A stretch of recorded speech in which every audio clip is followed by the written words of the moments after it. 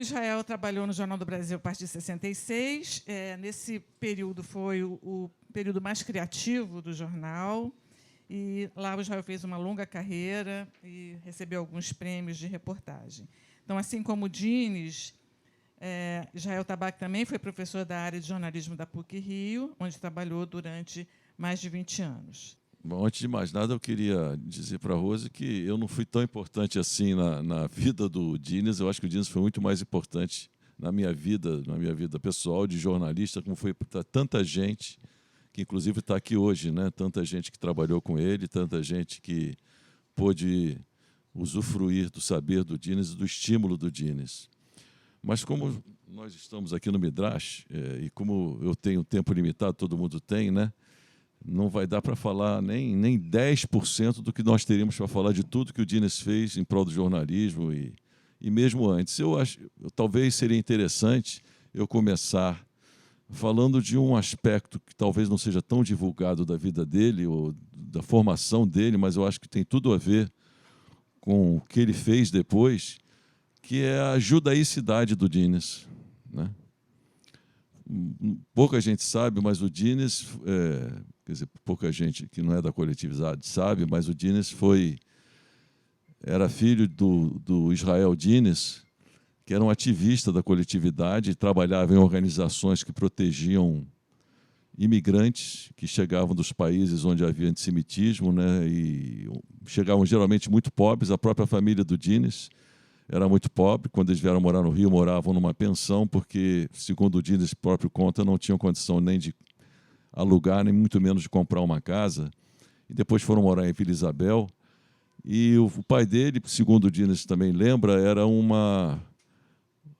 um bom administrador e, nas horas vagas, também um jornalista, que escrevia em ídis nos jornais daquela época. E também era um soifer, né, que era uma espécie de desenhista, que, segundo o Dines também, ele escrevia muito bem letras hebraicas. E, segundo ele, as duas coisas tiveram interferência depois, mais tarde, na profissão que o consagrou.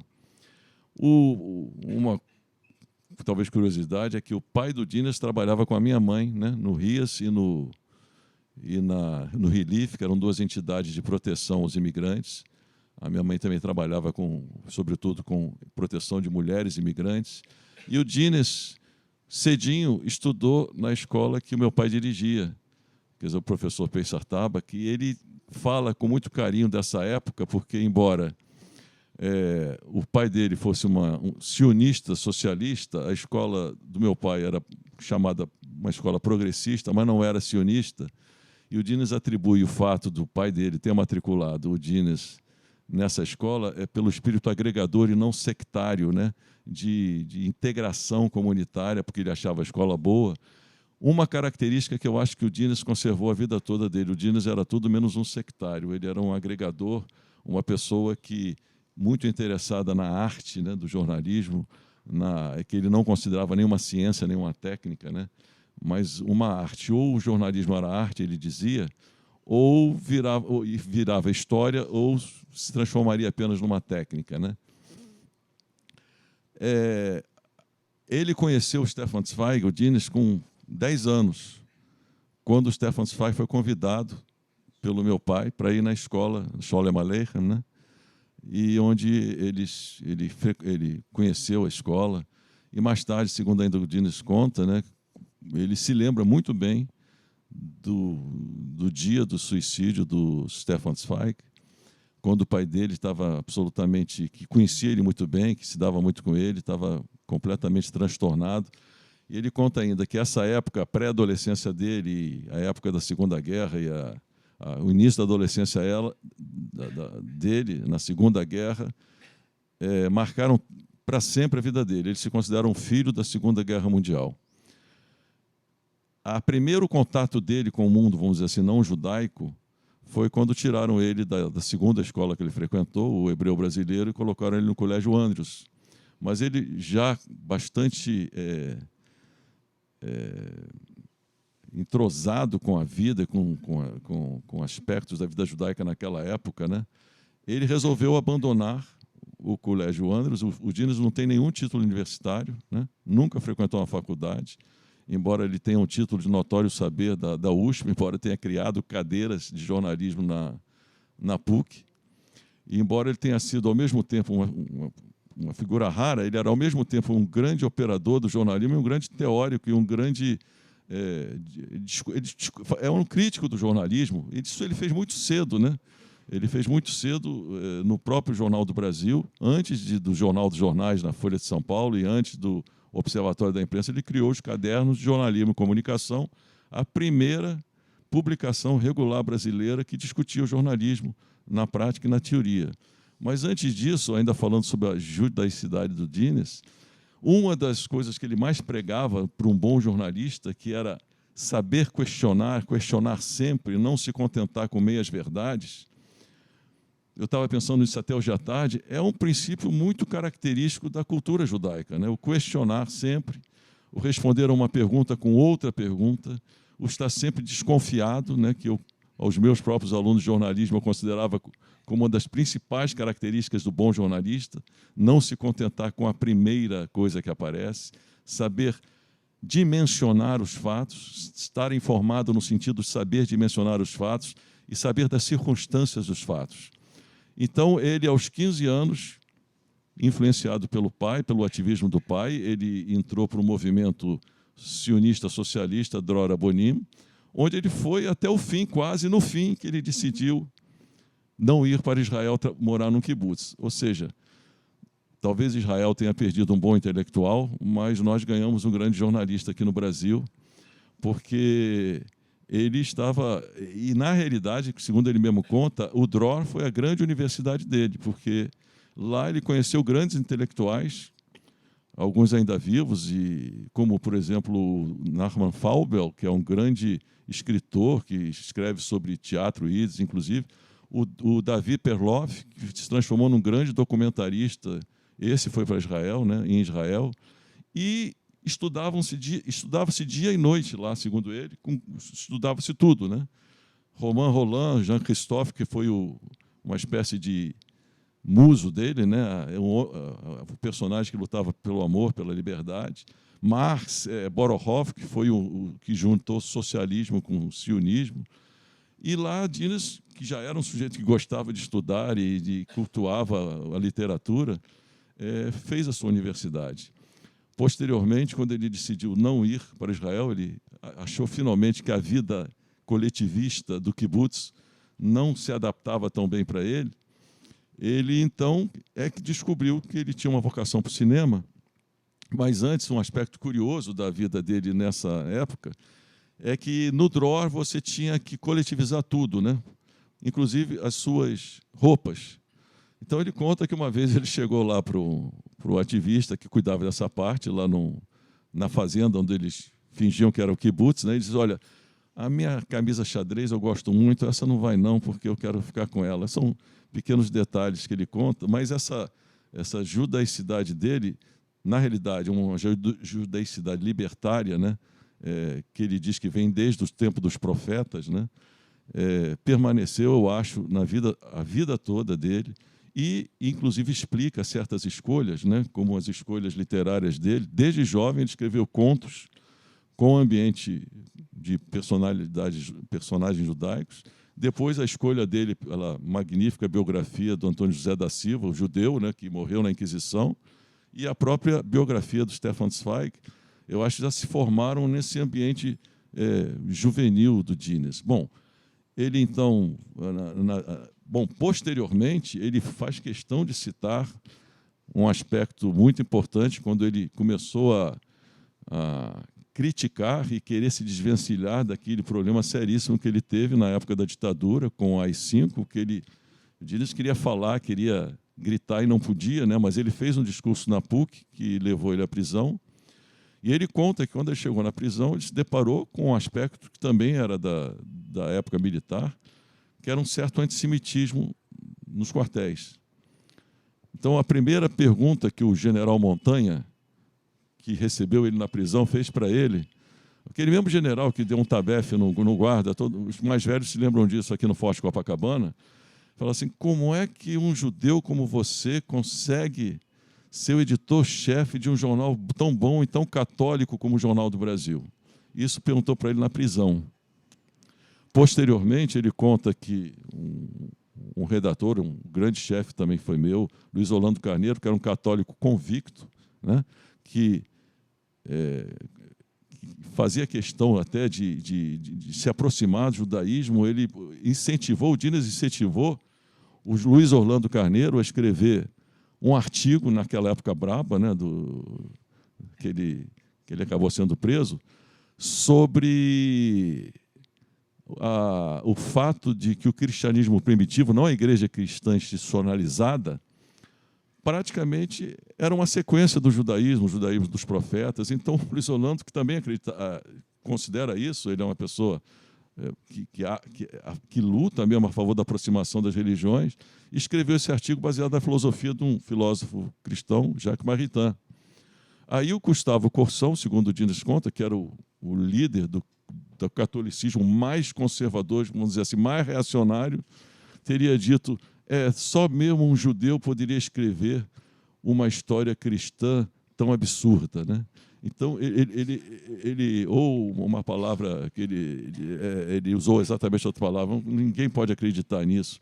Então, o Dines contava muito isso, e volta e meia essa judaicidade aparecia nele, não no sentido mais religioso, ele não era uma pessoa religiosa, mas no sentido mesmo de alguns princípios, né, de algumas características da história judaica que ele observava. Bom, eu não vou falar do Dines jornalista antes do Jornal do Brasil, eu não acompanhei, mas ele muito, muito precocemente, né, em vários lugares que ele trabalhou, na Manchete, Fatos e Fotos, na Visão, que foi o primeiro emprego dele, já na época que ele era fascinado pelo cinema, né, que ele era um crítico de cinema, e também fez filmes, né, ele também foi roteirista de filmes, dirigiu um documentário sobre a seca. Parece que ganhou até um prêmio do Partido Comunista, que ele nunca foi integrante do Partido Comunista, por esse filme que ele dirigiu. Ele se considerava um socialista democrático, né? Ele, muito cedo, foi repórter, foi editor, isso tudo na casa dos 20 anos.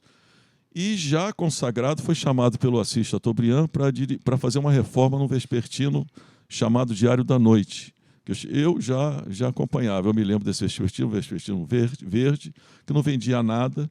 O Dines mudou completamente, baseado, inclusive, em algumas coisas que já tinha estudado dos tabloides ingleses.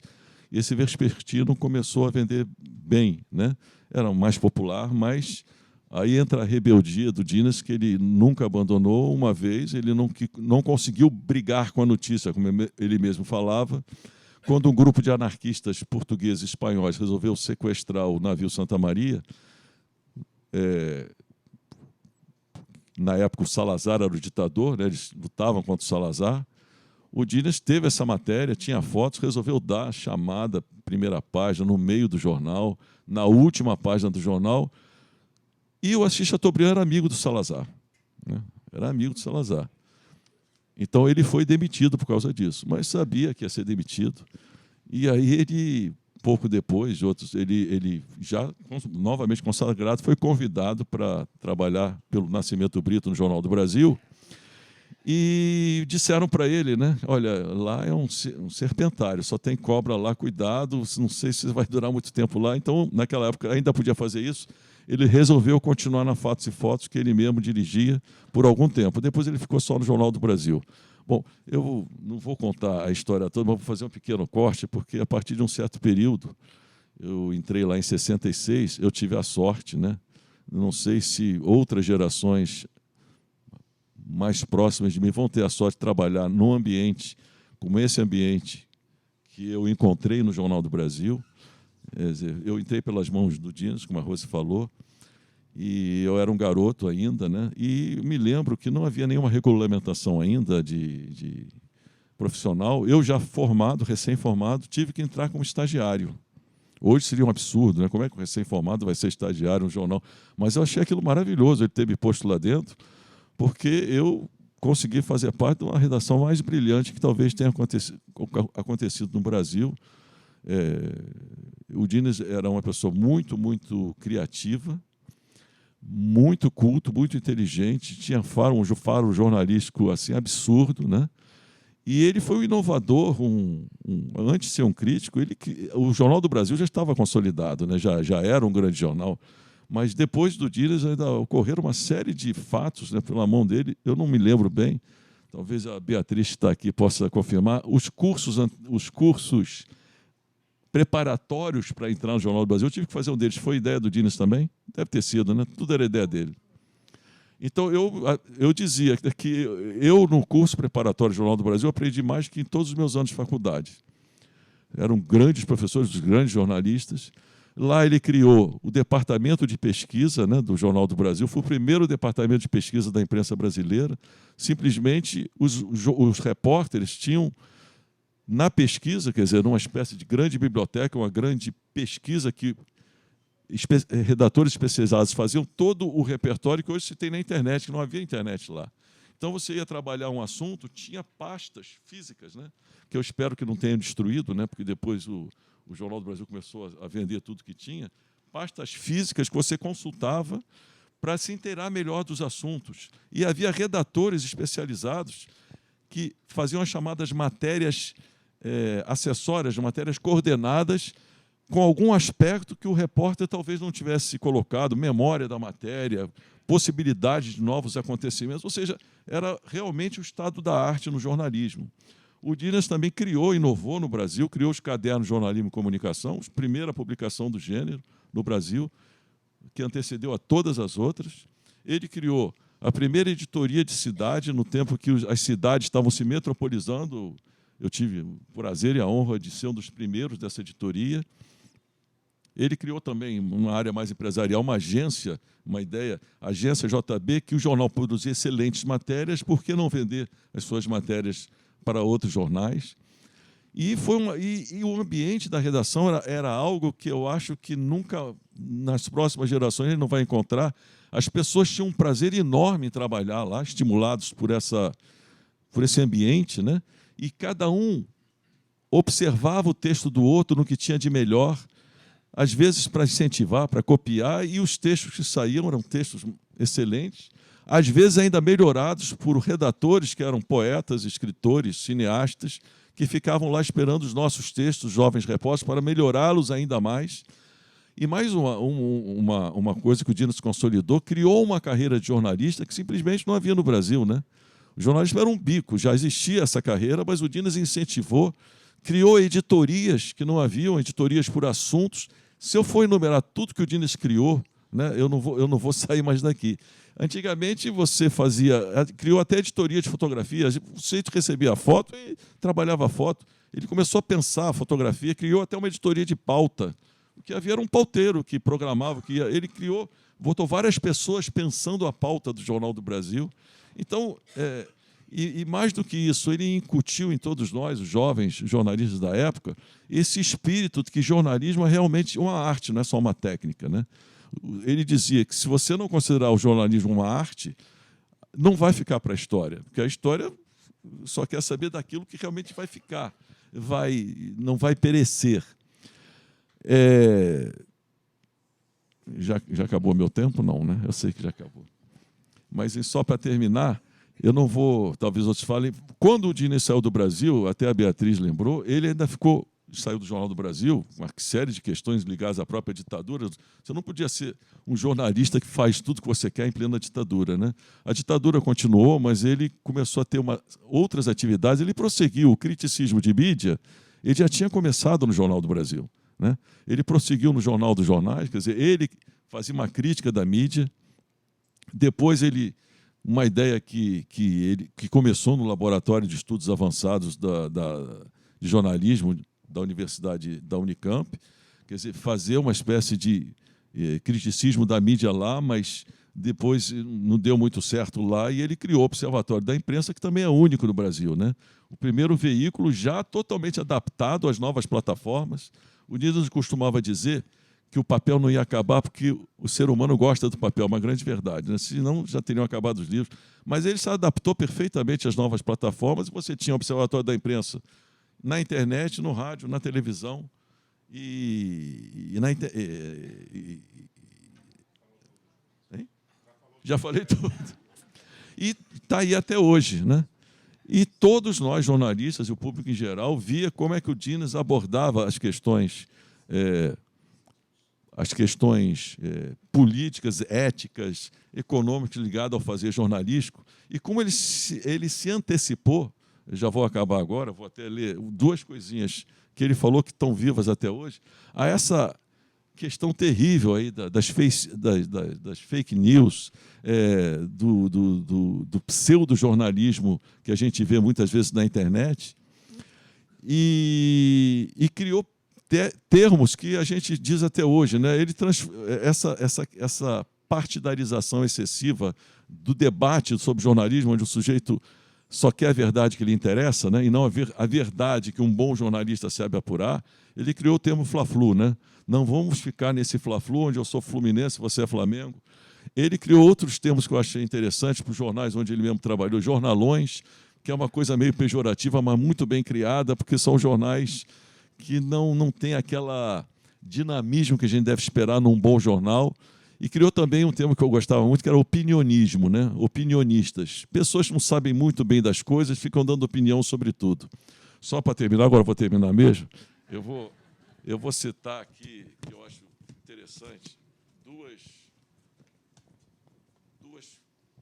frases do Dines. Deixa eu ver se eu acho, né? Porque eu não sou muito organizado, talvez eu nem tenha trazido. Hein?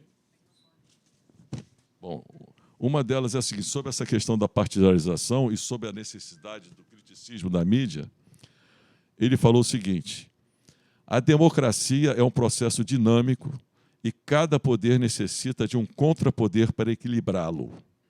O único e legítimo contrapoder ao poder da imprensa é a conscientização do cidadão, o cidadão leitor, o cidadão telespectador, ouvinte, esse é que eu tinha me esquecido, né? o internauta.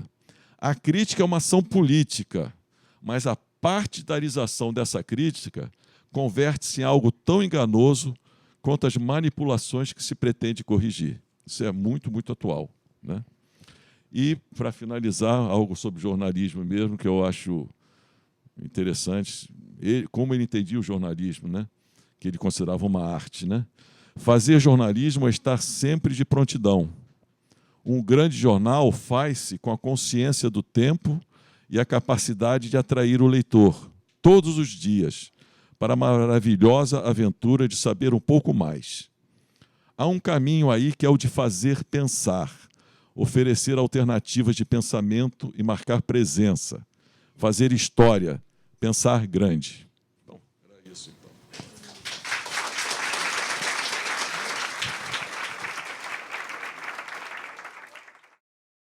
Foi amigo do Dines desde muito tempo, né? Eles têm o mesmo amor pela música, pela literatura e pelo humor judaico. Nascido em Minas Gerais, o Tobias Sepelovics é engenheiro civil, com pós-graduação na França, e dirige uma empresa no Rio de Janeiro. E eu pretendo só abordar de uma maneira sumária, é claro, três aspectos que o Alberto tinha no dia a dia dele, durante toda a vida dele. Primeiro, como o próprio Israel já indicou, a cultura dele. O Alberto era uma pessoa permanentemente interessada em tudo, em música, em literatura, em jornalismo.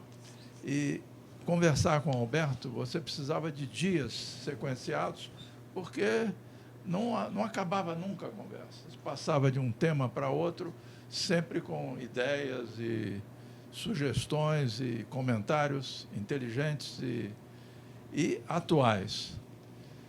Na parte cultural, além do cinema, na parte musical, por exemplo, o Alberto, até o final, queria conhecer coisas que, segundo ele não tinha tido oportunidade de se aprofundar mais. Por exemplo, em música, nos últimos anos, nós conversamos exaustivamente sobre Lieder, canções baseadas em textos poéticos, principalmente o Lieder alemão, e e era um manancial de coisas que eram discutidas, e isso mostrava a característica do Alberto, permanentemente buscando um conhecimento adicional. Ele não se contentava com o arcabouço cultural que ele já possuía. Ele queria sempre olhar para frente. O outro aspecto que também o Israel mencionou é o aspecto ético do Alberto. E aí eu acho que é um pouco uma característica hereditária do Alberto. O pai dele,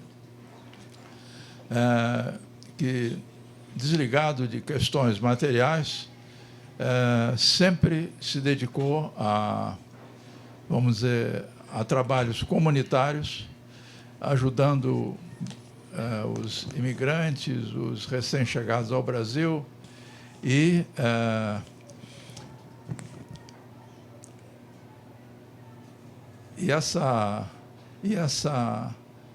esse desligamento da parte material foi uma coisa que eu acho que o Alberto herdou, porque ele não, com a ética dele, ele não tinha compromisso nenhum a não ser com a verdade. Em vários órgãos da imprensa que ele trabalhou, por não obedecer a instruções superiores e sempre cultuar a verdade, ele perdia o emprego. Aconteceu na Folha, onde ele já tinha o observatório da imprensa, e ele criticava favoravelmente ou de uma maneira negativa publicações que eram feitas, e uma vez ele criticou a própria Folha de São Paulo, que não admitiu que um assalariado falasse mal do patrão. Tá certo? E o Alberto não ligava para isso. Ele buscava a verdade, doía a quem doer. E isso que aconteceu com a Folha de São Paulo aconteceu em vários outros órgãos. No Jornal do Brasil, um pouco mais complicado. Segundo ele contou, havia até, no final, uma certa dose de antissemitismo por causa da assunção do Geisel, e o ex-presidente do Jornal do Brasil ficou com receio de que a direção do Jornal do Brasil, independente, nas mãos de um judeu, pudesse não ser olhada com bons olhos por um luterano alemão, de origem alemã. E, enfim, as coisas culminaram com a saída dele do Jornal do Brasil. Além dessa parte cultural e da parte ética, a parte de realizador do Alberto. O Israel apontou, no caso do jornalismo, o trabalho dele nos diversos órgãos, no Diário da Noite, Fatos e Fotos, e depois a revolução que ele provocou no Jornal do Brasil. E a experiência nossa, eu digo nossa porque tem vários diretores da Casa Stefan Zweig aqui, essa era uma ideia antiga do Alberto, de o Stefan Zweig com um personagem que ele perseguiu a vida toda. Ele sempre teve a ideia não surgiu dele, ele citava um jornalista que foi o primeiro que teve a ideia de fazer um museu ou uma casa um memorial que homenageasse o Stefan Zweig, na casa onde ele morou alguns meses e onde ele se suicidou, em Petrópolis. E o Alberto tinha esse plano, mas, ao contrário dos antecessores, que só tinham planos e sonhavam e não realizavam, o Alberto era empreendedor. E ele conseguiu grupar um certo número de pessoas heterogêneas, com atividades diferentes. E esse grupo, encabeçado por ele, insuflado por ele, conseguiu, com recursos angariados de diversas fontes, comprar a casa que estava em péssimo estado, deteriorada, e que foi recuperada, vamos dizer, tentativamente para reproduzir as condições da época em que Stefan Zweig morou lá. E a casa, hoje, é uma casa ativa, com exposições, com publicações. E o Alberto foi realmente não só aquele que teve a concepção da casa, mas aquele que conseguiu, vamos dizer, incutir nesse grupo a ideia de prosseguir e erguer a Casa Stefan Zweig, que se transformou não num memorial em homenagem só a Stefan Zweig, mas um memorial que homenageia os intelectuais, basicamente europeus, que fugiram da Segunda Guerra e se refugiaram no Brasil. Alguns de uma maneira permanente e outros de uma maneira mais curta, e que depois voltaram ou se dirigiram para outros países. Tudo que se faz hoje na Casa Stefan Zweig na verdade, fruto desse projeto do Alberto Dines, e que, vamos dizer, até o final, era quem trazia ideias, discutia projetos com a Cristina Michaelis, com o Renato Brofman, com o Mário Azevedo, que estão aqui, não sei se outros diretores estão presentes, com um interesse muito grande, inclusive, na continuidade da casa.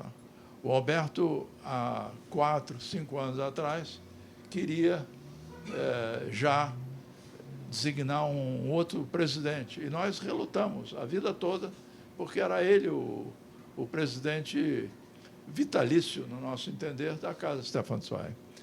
E ele, somente depois que realmente ele teve que se ausentar por causa da doença, é que foi escolhido um novo presidente, que é o Israel Belloc, que é um dos participantes do grupo que o Dines arregimentou para colocar esse projeto de pé, e que foi talvez um dos últimos projetos que o Alberto encabeçou.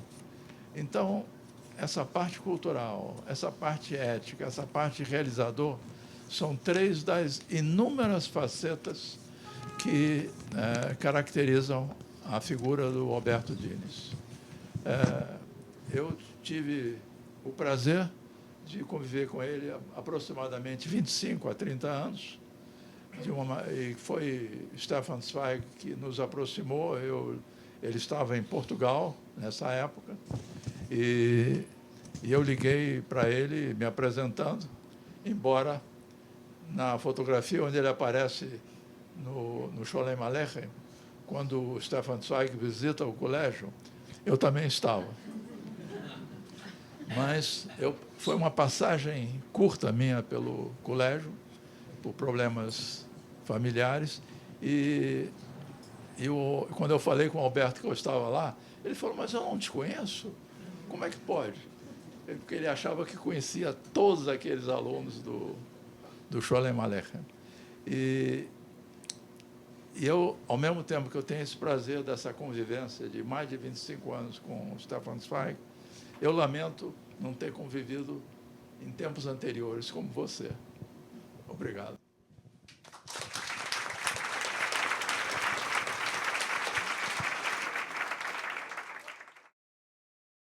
Jornalista e escritor, iniciou a sua carreira nas empresas da família, na Bloch, né?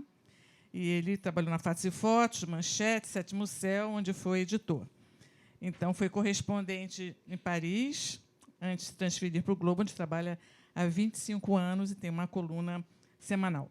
Na literatura, escreveu 2 romances, biografia do Fernando Sabino e a saga familiar Os Irmãos Karamazov. pela Companhia das Letras. Alberto Dines era o seu tio, casamento com a irmã de seu pai, Rosalie.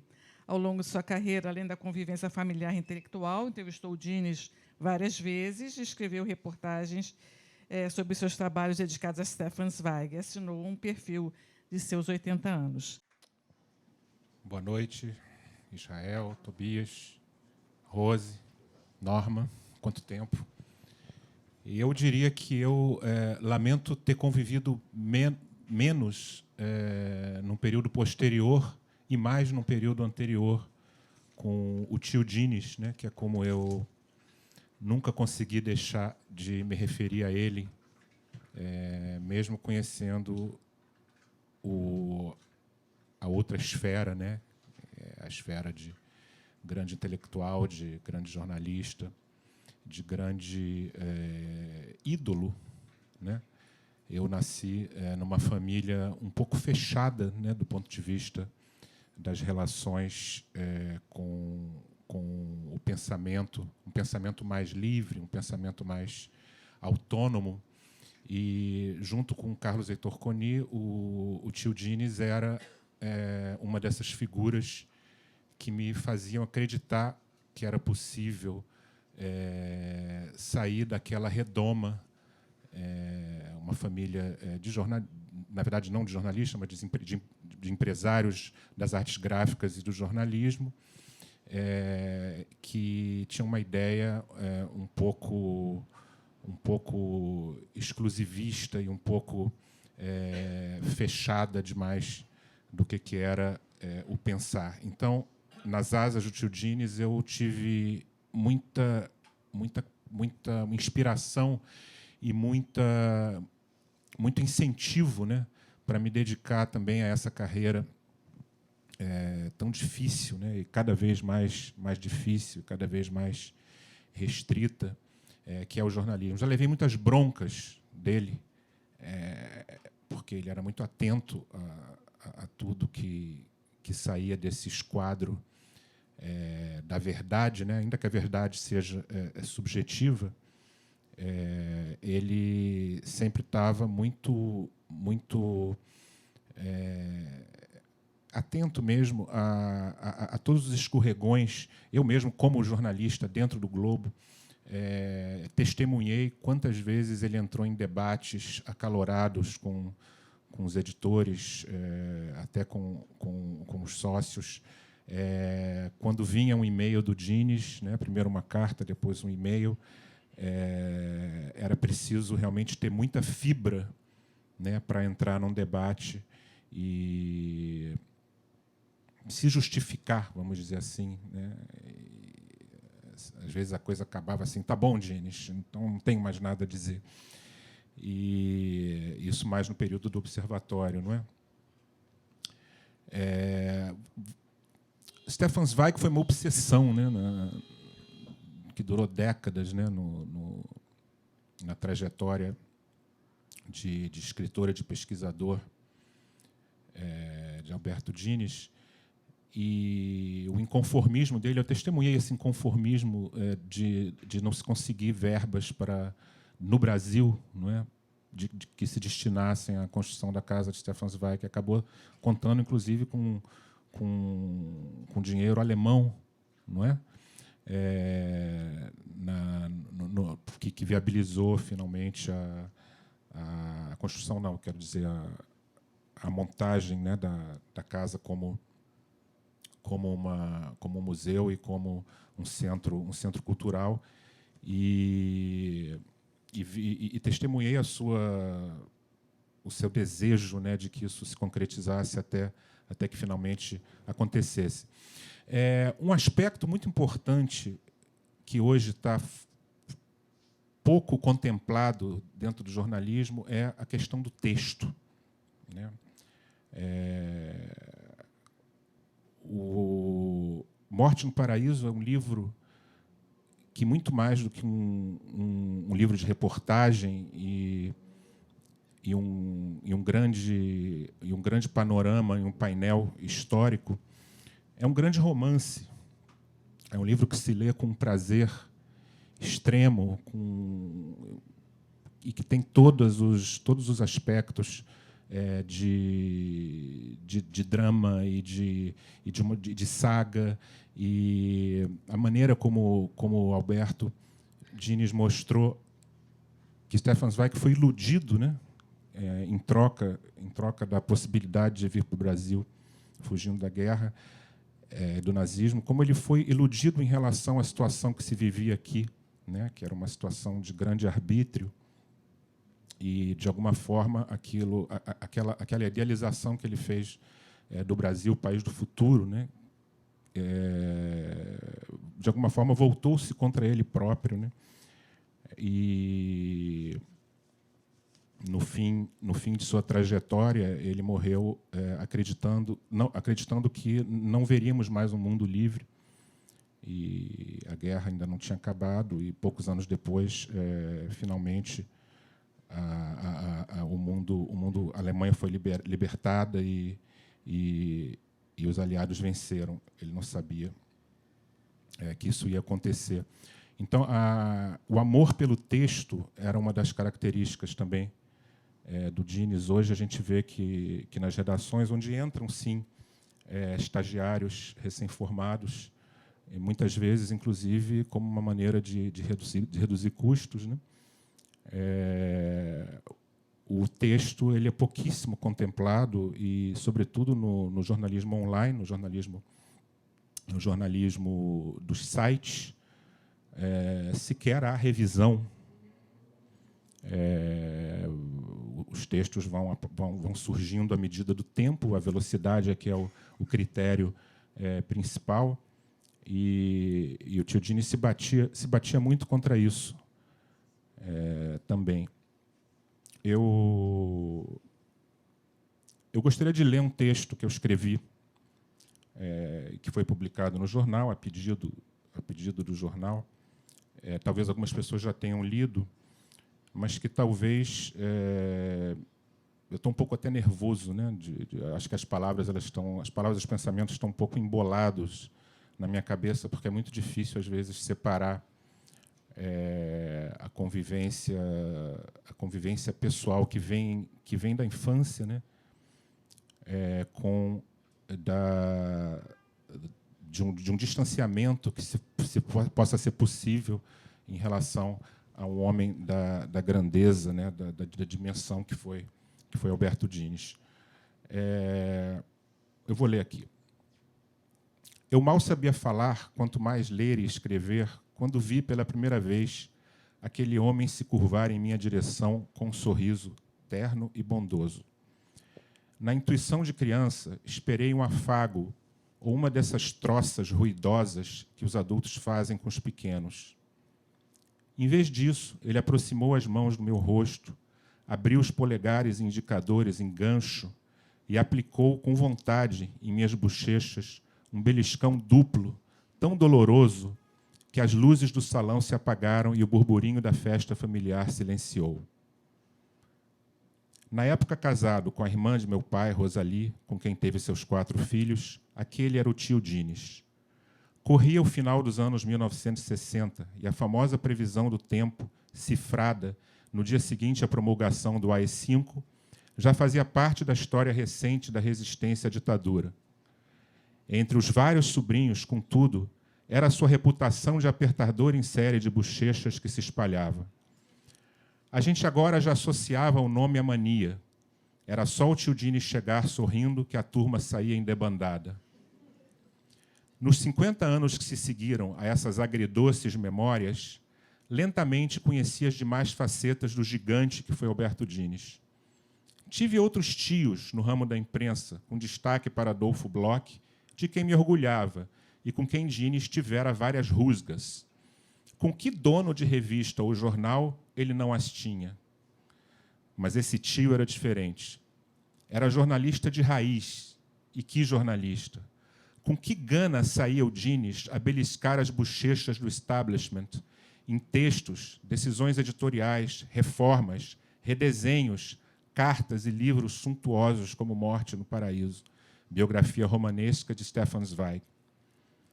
Mas sem nunca apagar do rosto o sorriso que, à medida que o tempo corria, acrescido de óculos e cachos grisalhos fartos, parecia mais amável e compreensivo.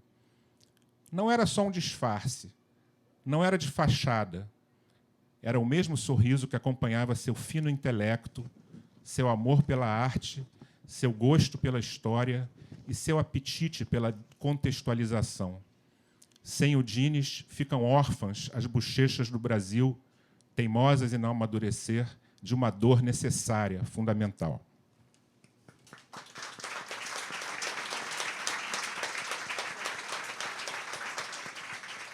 Às vezes escrever é mais fácil que falar, mas não é, não. O Israel falou muito do seu xará, não é? Israel Dines. O pai dele. Eu tenho uma memória, talvez uma memória anterior à do próprio tio Dines, dos cabelos do velho Dines, como a gente se referia, né? Na sinagoga, lá do grande templo. A gente tinha uma ideia, na época, dele ser um homem muito religioso, ao contrário do tio Dines, porque ele tinha uma postura de rezar mais constante, mais ativa, e não sabíamos, naquela época, da sua atuação no ativismo comunitário. Só mais tarde, né? E é curioso que o cabelo do tio Dines ele seguiu um pouco essa tendência, não é, de ter esse encaixeamento lateral, né? E dos óculos. Isso dava a ele um ar grave, né?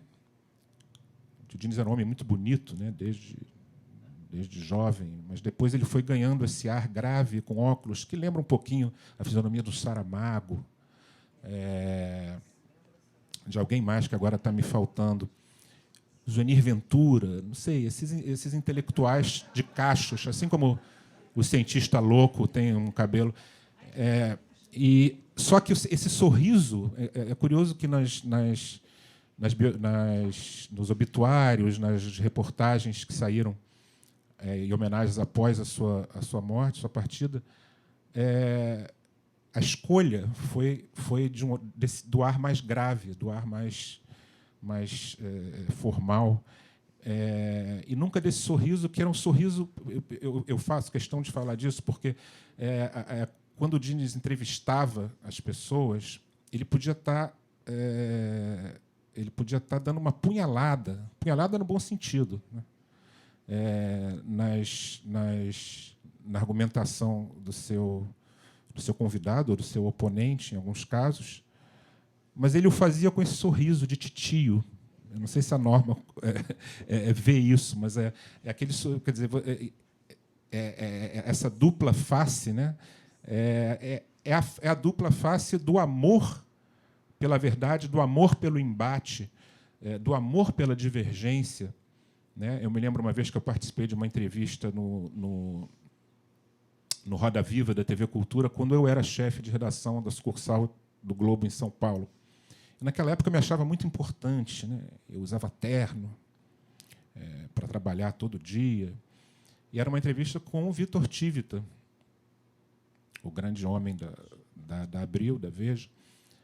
E eu fiz uma pergunta completamente tola sobre a questão do entretenimento se transformando em algo que contém a esfera do jornalismo, que é a grande desgraça do jornalismo, é isso, né?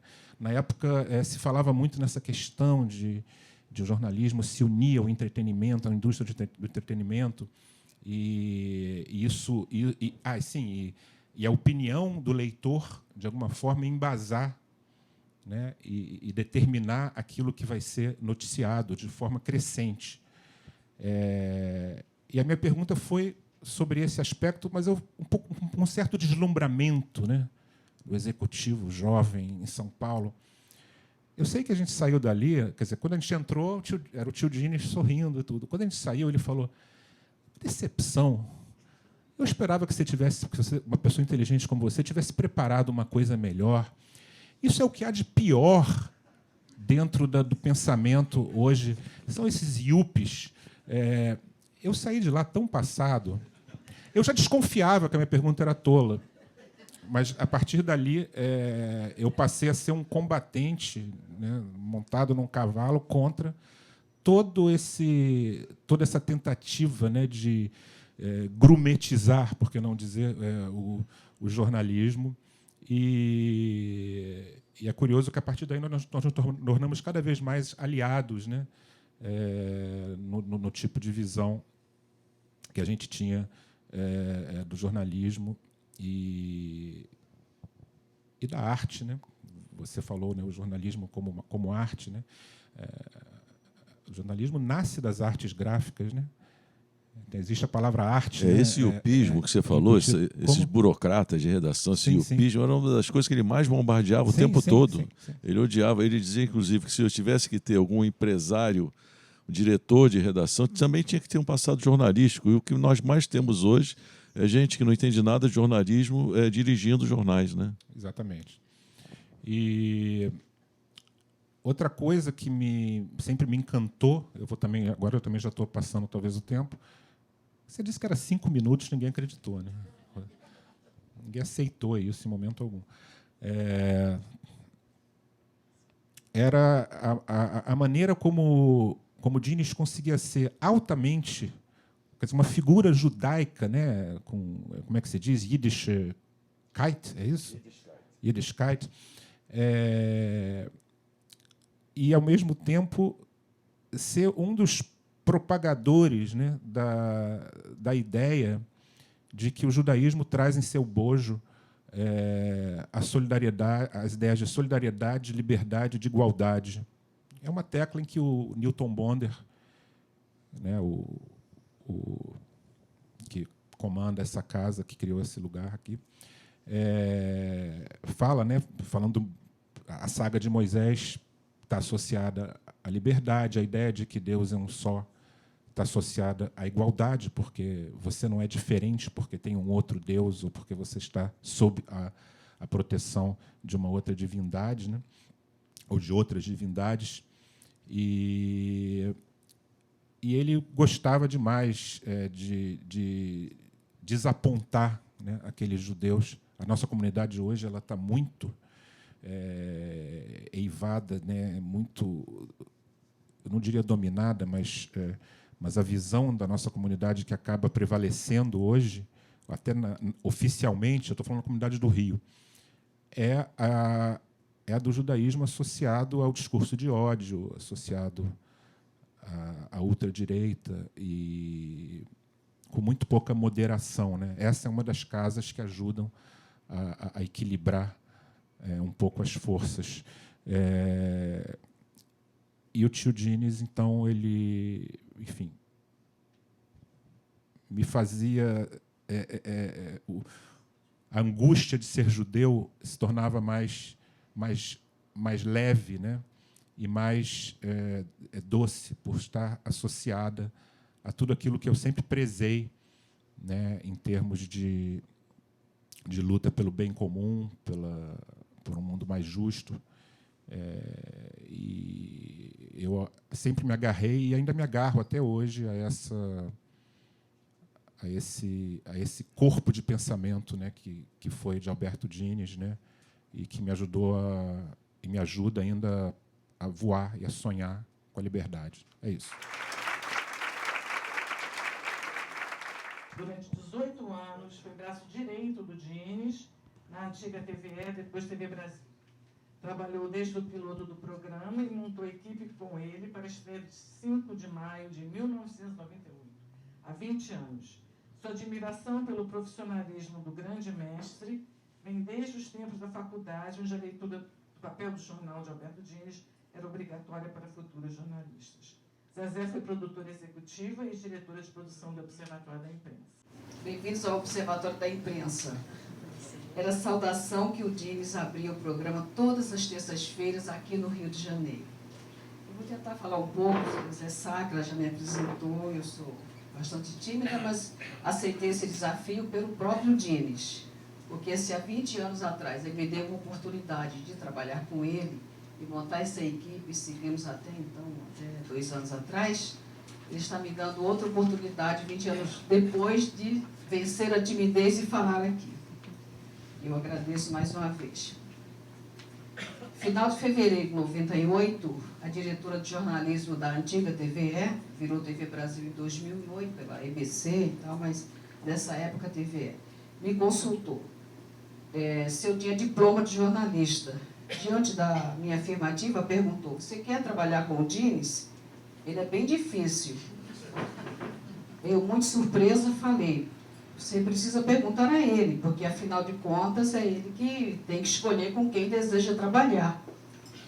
Bom, nos apresentou e já no dia seguinte já tivemos um encontro. E um dia ele me fez uma entrevista, conversou comigo, falando que queria montar uma equipe de jornalistas, ele fazia questão disso, queria uma pessoa mais velha, era eu estava com 48 anos, e que conhecesse bastante a casa, os trâmites da casa, que tivesse experiência em televisão, porque ele era zero no assunto, para poder ajudá-lo nisso tudo. E eu já me sentia, então, parte da equipe. É claro que ele me aceitou de cara e no dia seguinte já começamos a trabalhar. Então, semanas depois, já começamos a gravar o programa piloto, que é esse pré-programa para poder apresentar um programa de verdade. Ficamos 2 meses nessa tarefa, fazendo o piloto do programa e, ao mesmo tempo, montando a equipe para compor essa equipe final para a criação do programa. E estreamos em 5 de maio, conforme ela falou aqui, do mesmo ano, 2 meses depois. E já estreamos com uma certa ousadia do próprio Dines.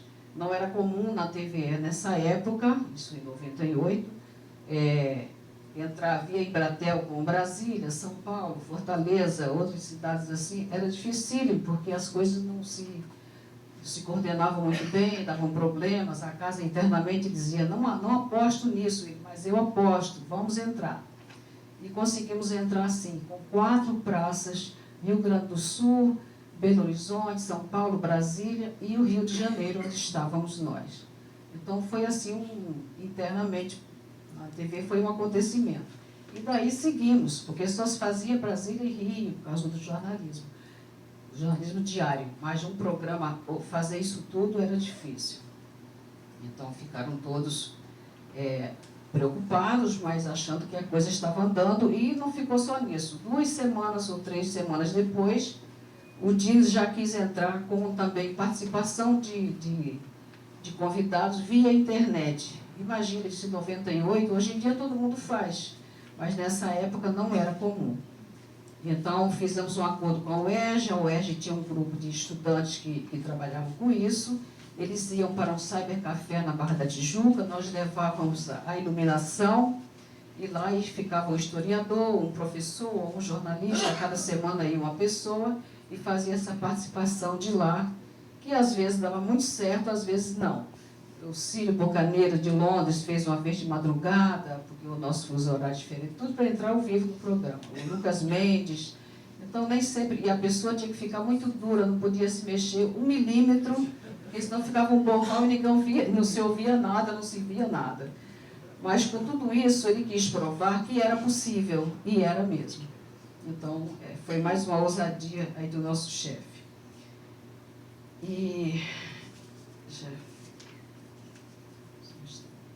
Bom, eu queria só registrar que o sucesso de tudo isso no programa se deu porque tínhamos também uma equipe bastante afinada, que escolhemos com bastante cuidado nesses 2 meses de treinamento.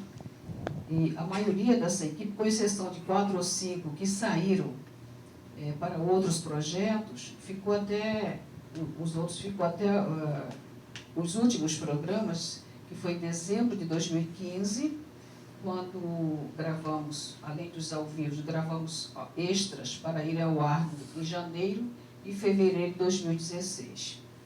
E vou citar aqui algumas pessoas, para que não fiquem esquecidas: a Elaine Kuma, Emília Ferraz, Rafael Cazé, Patrícia Terra, Eliane Pires do Rio, Lília Diniz, Tatiana Targini, Mariana Monteiro, Leila Sarmento, Nani Martins, Pedro Nabuco, Ricardo Ruas e eu. e mais ou menos 120 estagiários passaram pelo programa ao longo desses 18 anos. E, sem medo de errar, eu gostaria de afirmar que esses jovens, em 70% desses jovens jornalistas, entraram no mercado de trabalho, estão no mercado de trabalho graças ao programa Observatório da Imprensa e ao estímulo do DIMES. Eu queria falar rapidamente, eu não vou me estender muito, assim, de um certo espírito aventureiro, e era muito isso, né? Ousado, aventureiro, corajoso. Então, saiu do Rio de Janeiro numa época, fizemos várias viagens internacionais com a equipe da casa, mas às vezes o dinheiro foi acabando na casa e já não tinha dinheiro para fazer mais nada, e surgiu uma interessante entrevista que ele queria muito fazer em Omaha, nos Estados Unidos. Ele saiu daqui sozinho, conseguimos viabilizar. A partir de Nova York, seguiu uma equipe para lá, para entrevistar o Warren Buffett, que é um grande, mega empresário. Jorge Paulo Lema nos ajudou, porque era sócio dele na época, não sei se ainda é, mas ele ajudou nesse contato. E marcamos lá essa entrevista, ele saiu só, com não sei quantas horas de viagem, parando em Atlanta. Ainda queria chegar e trabalhar no mesmo dia, eu não deixei, não, vai deixar e vai chegar e descansar um pouco, e gravar a entrevista no dia seguinte. E assim ele fez e conseguiu vencer tudo isso. E a grande admiração que ele tinha por esse empresário, que foi uma pessoa que, quando criança, vendeu jornais, com 8, 10 anos de idade, vendia jornais, entregava jornais. A admiração maior que ele tinha por ele é que um homem com 82 anos, nessa época, quase 82 anos, ainda estava comprando. Ele comprou o 28º jornal, que era um jornalzinho, um jornal tabloide. Ele acreditava na imprensa nanica, e eu disse, admirava muito essa expertise dele, que mesmo com essa idade ainda investia em jornais pequenos, que ele acreditava nos jornais pequenos. E a outra ousadia e aventureiro desse espírito que permaneceu nele por tantos anos, na Praça Mauá, já em 2015, fez uma gravação dentro de uma caçamba, subindo no guindaste, sei lá que altura era aquela, junto com o Rafael Caseca, não sei se ele está aí, que era o diretor do programa na época, e voltou todo feliz para a redação, me contando. Quando eu olhei a mídia, ele lá em cima no alto, eu falei, Dines, pelo amor de Deus, você não vai voltar a fazer esse tipo de coisa, ou não vai chegar por aqui me dizendo que vai pular de paraquedas. Aí ele dava um sorriso e ficava nessa coisa, que ele tinha um certo humor para brincar conosco internamente, muito legal. Então, esse era o Roberto Dines que nós conhecemos, nós de toda a equipe, que eu acho que vai ficar para sempre em nossos corações.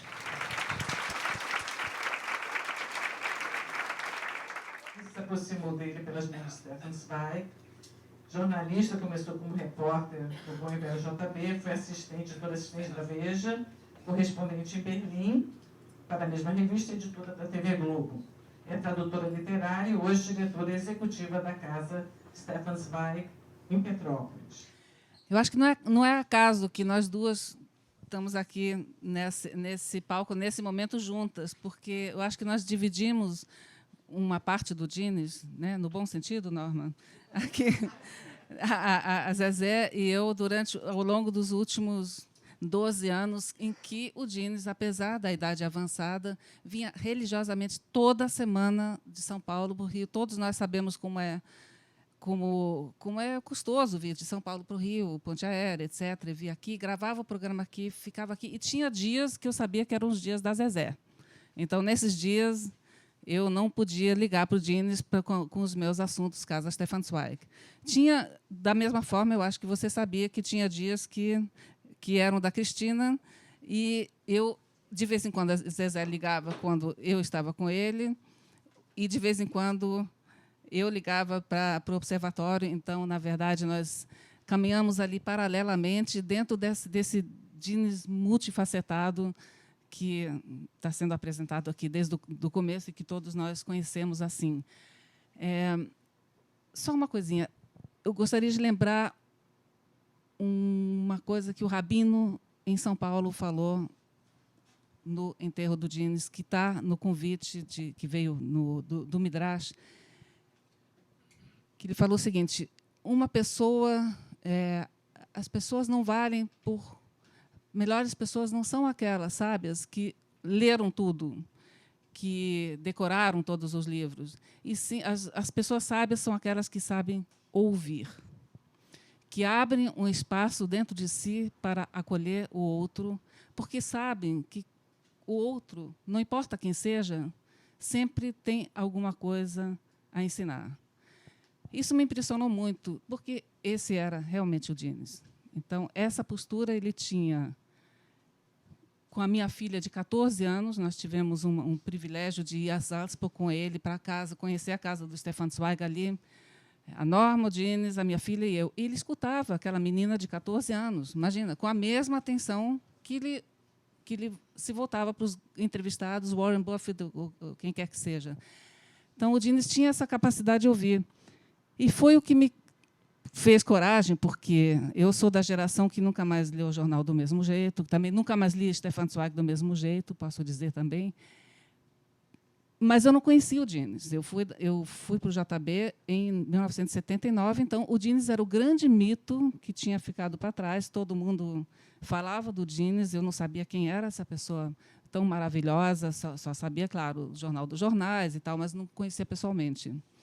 Até que um dia, timidamente, eu me lembro disso, escrevi um fax, na época existia isso ainda, na década de 90, eu acho, depois você me corrige se não foi isso, porque eles estavam morando em Portugal e queria conhecer o Dines. E bati lá, e nós batemos nosso primeiro papo, e eu perguntei se eu podia fazer uma revisão das palavrinhas e dos nomes próprios em alemão do Morte em Paraíso, da tragédia de Stefan Zweig, que o Dines cita um monte de coisa em alemão e nomes também, mas com uma grafia lá nem sempre tão 100% germânica. Então, ele foi essa abertura para ouvir.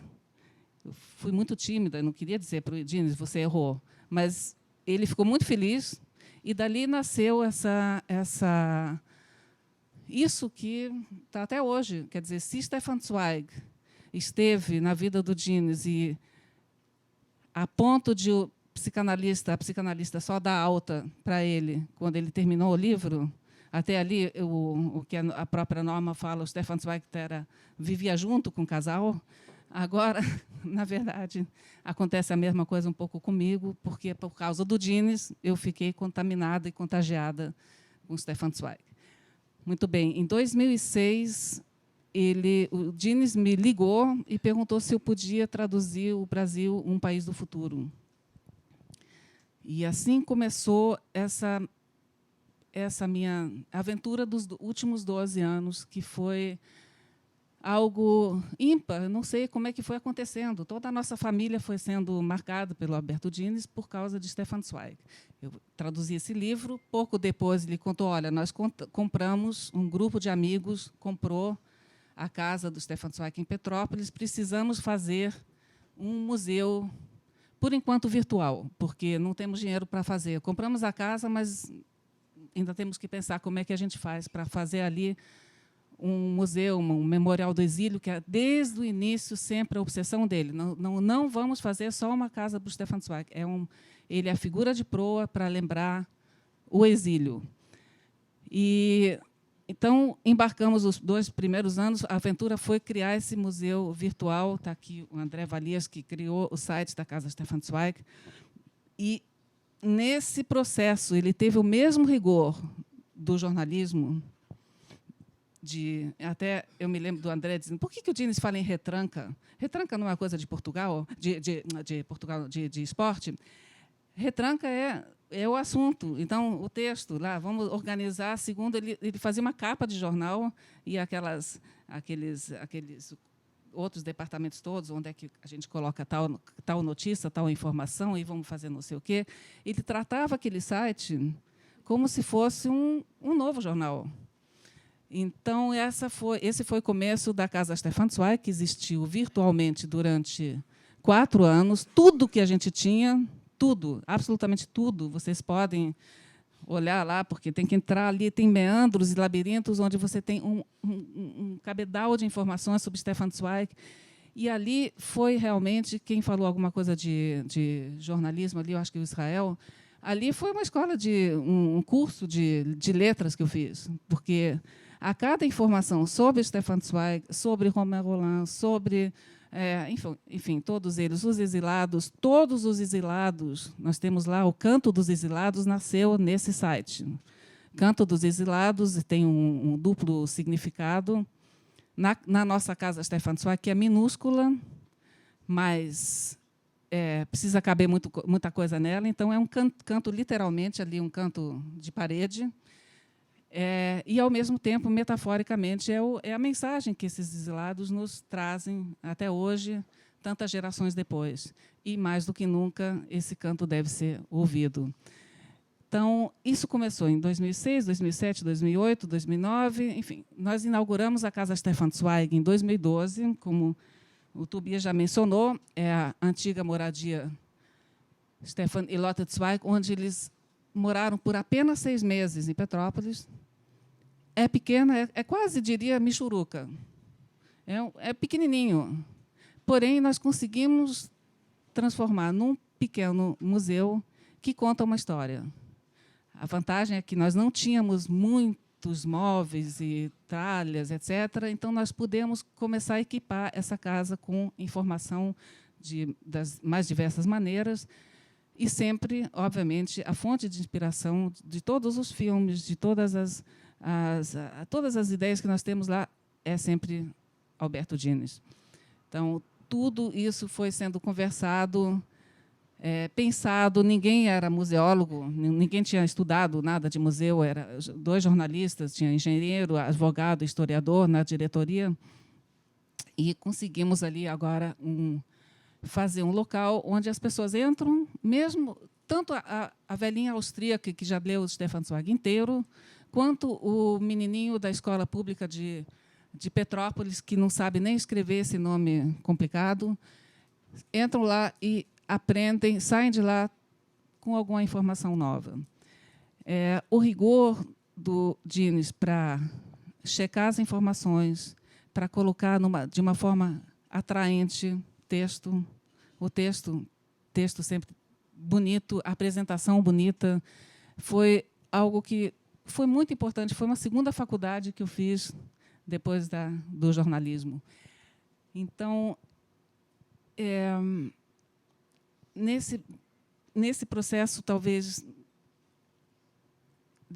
é importante mencionar que o Dines realmente fez sempre muita questão desse Memorial do Exílio, que resultou numa série na televisão que alguns de vocês devem ter visto, que talvez tenha sido o último trabalho dele, assim, grande, essa série, que está sendo reprisada pelo canal Arte 1, que também foi de uma jovialidade incrível, porque nós imaginamos, não adianta levar agora o Dines para um estúdio frio, nós vamos contar uma história de gente que fez uma travessia, pessoas que vieram de algum lugar e remontaram suas vidas em outro.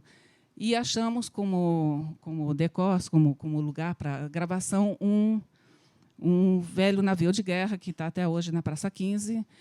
E o Dines foi submetido a várias escadarias dentro do navio. Nós gravamos hora em cima, hora embaixo na barriga do navio. Nós fizemos várias locações para ele. O profissionalismo com que ele fez essas gravações foi uma série em 10 episódios. Nesses 10 episódios, contamos a vida de 30 exilados,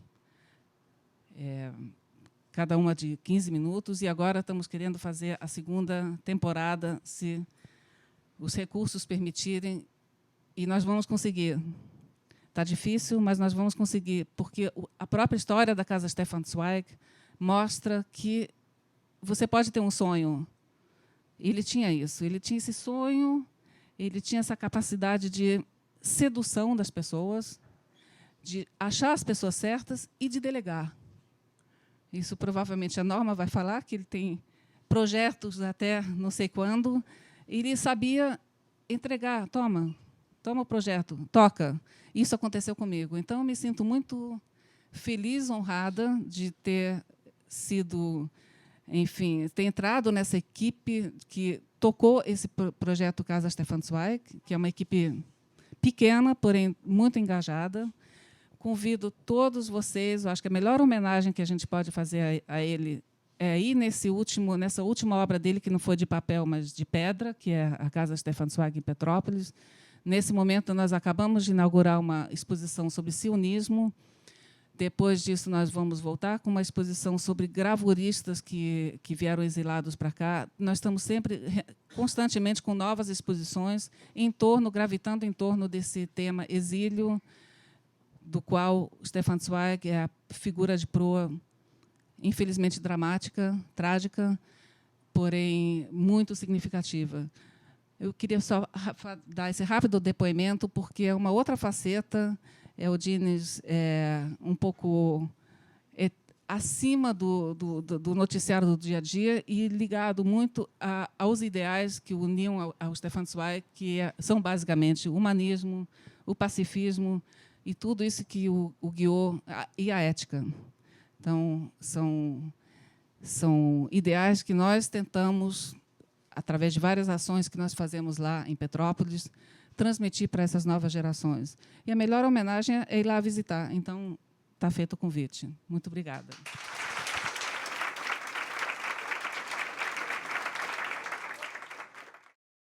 Ela é jornalista há 45 anos, começou a trabalhar no Jornal do Brasil, depois de breves passagens pelo Globo, editora Delta Larousse, e não parou mais. Veja, Folha, Estado de São Paulo, editora Abril. Foi correspondente do Jornal do Brasil em Portugal e de Veja Portuguesa, revista Visão, no Brasil. Fez mestrado de jornalismo na Universidade de Colômbia, em Nova York, e doutorado em História Social na USP. E continua jornalista, porque essa profissão a gente não consegue largar, né? Foi casado com Alberto Dines durante 40 anos, 46 anos.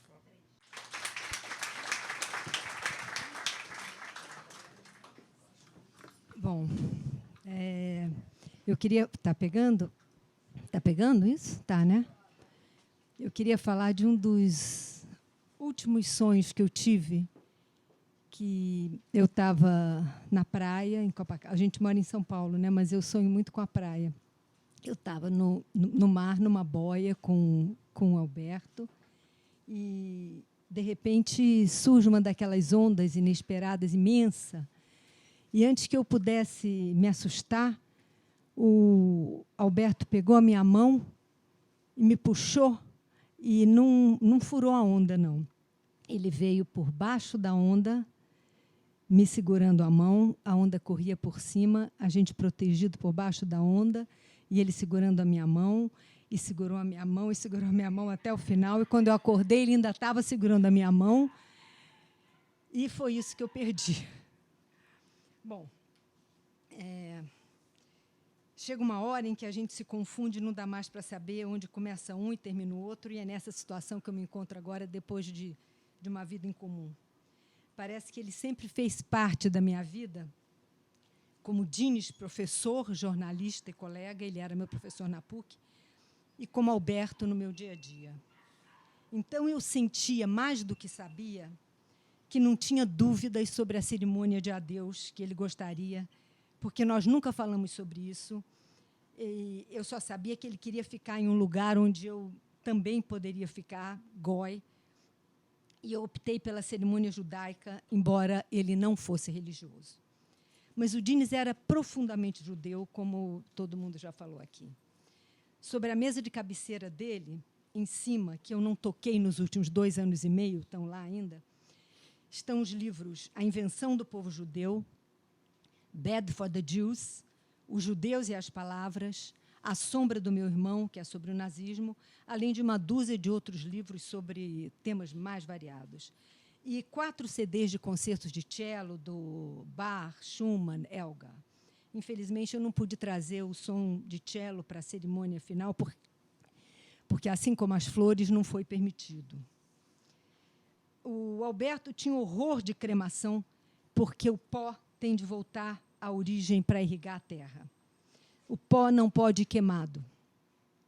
E eu sei disso porque ele ficou muito chocado quando viu o anúncio fúnebre do filho de um amigo do pai, Alberto Jafé, com uma cruz. O músico tinha se convertido para poder trabalhar numa igreja nos Estados Unidos.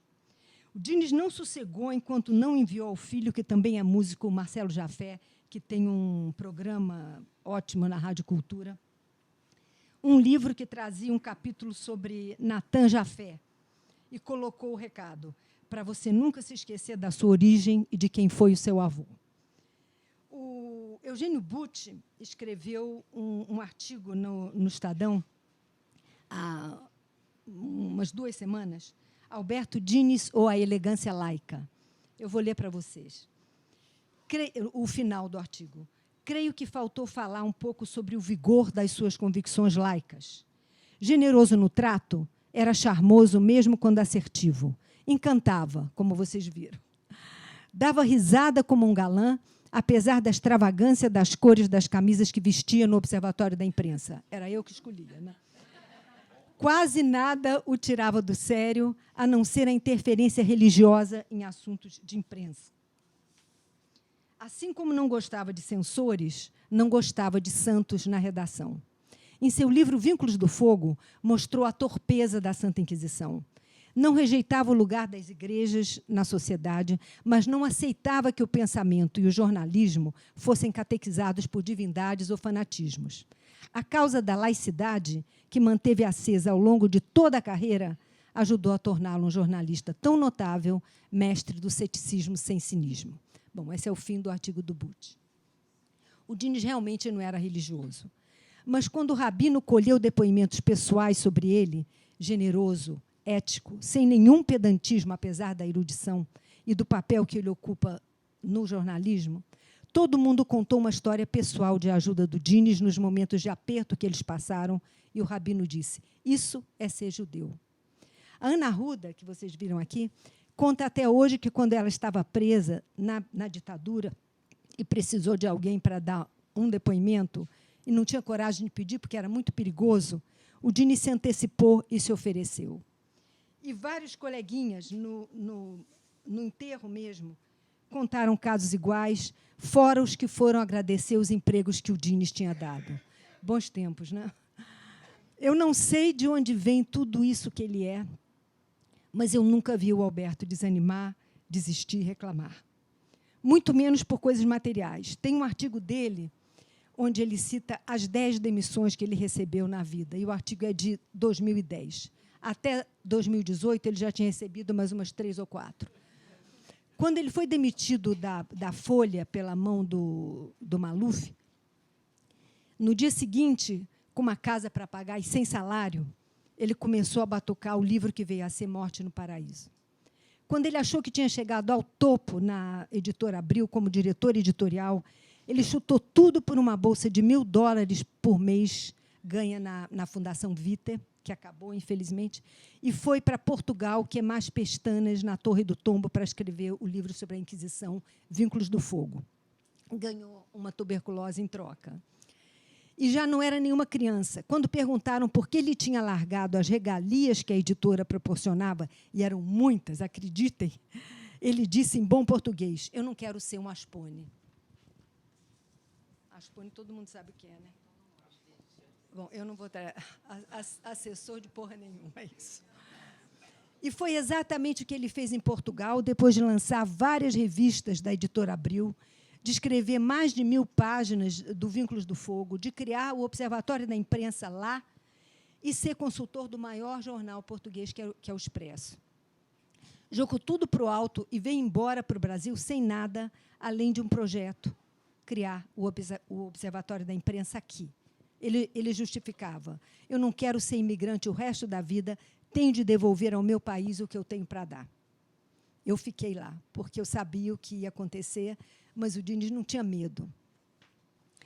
Tenha um projeto, tenha sempre um projeto, ele dizia para todo mundo que aparecia amuado, triste, sem rumo, o que ultimamente tem sido muito comum na nossa profissão.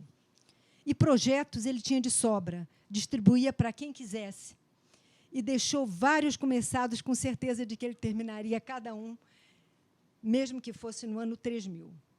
O do Hipólito José da Costa, criador do primeiro jornal brasileiro que circulou em Londres, desculpa, estou meio emocionada. De 1808 a 1823, driblando a censura portuguesa, o Dines transformou em vários livros e não sossegou enquanto ele não editou os 29 fascículos em volumes em facsímile do Correio Brasiliense. Como ele fez com a obra do Stefan Zweig, Pelazar, que realmente a gente viveu um ménage à trois a vida inteira. Zweig, Alberto. Porque fim, morte, tristeza não era com ele. Corajoso, um esteta, de memória aguçadíssima, Dines, o Alberto, era a companhia mais estimulante, porque ele se interessava por tudo. Alguém falou isso, acho que foi o Tobias. Sabia de tudo, artes plásticas, artes gráficas, cinema. Faltou citar o filme O Craque, sobre futebol, que foi o primeiro que ele fez. Teatro, literatura, história, jornalismo, religião e as coisas mais banais, como ninguém. Sempre tinha uma novidade, e eu realmente não sei de onde que ele tirava essas coisas todas. Escrevia bem, falava bem. Como âncora do programa de televisão, ele foi um sucesso ao vivo. Na literatura e nas biografias, ele acertou. E foi com esse cara que eu compartilhei 43 anos de vida. Por isso, não pode acabar aqui. Eu estou empenhada em criar um instituto ou coisa parecida, com todas as ideias fertilizadoras e outras que estão por vir, porque uma pessoa assim não tem ponto final na minha vida, nunca. Eu acabei por aqui, mas eu queria contar uma história primeiro. Alguém falou no Buffett, foi você, né, Zezé? Está muito ruim. Ele queria entrevistar o Buffett, que era um obsessivo em comprar jornal em papel, quando todo mundo já estava na internet. E aí ele procurou o Jorge Paulo Lemann. E aí o Jorge Paulo escreveu para ele um bilhetinho dizendo: Dines, tudo bem, eu vou conseguir para você, mas vê se você me trata melhor dessa vez. Porque o Jorge Paulo tinha sido demitido pelo Dines, porque ele era repórter, tinha uma coluna, né, no JB, mas mantinha ao lado uma seguradora, e ele fazia uma coisa casada. E o Dines ficou super irritado, como ele fez com Sarney, né, que também fazia isso como repórter de São Luís, e só falava nele. E aí o Dines demitiu ele também. Mas o Jorge Paulo Lemann, o Dines respondeu para ele: Jorge Paulo, você tem que me agradecer, eu te fiz um favor, você hoje seria um repórterzinho ganhando muito mal. Bom, outra coisa, tem uma foto em que ele aparece aqui, Zezé, abrindo um champanhe no meio de umas pessoas. Aquilo foi a última vez que o time América, que ele era de coração americano, ganhou em 1960. E ele continuava americano, porque ele conta que, quando ele era garoto, o irmão dele, mais velho, Efraim, o Fred, pegou ele um dia, começou a bater nele e falou assim: isso é para você nunca ser Flamengo, você tem que ser América. Bom, o que mais que eu queria falar? Ele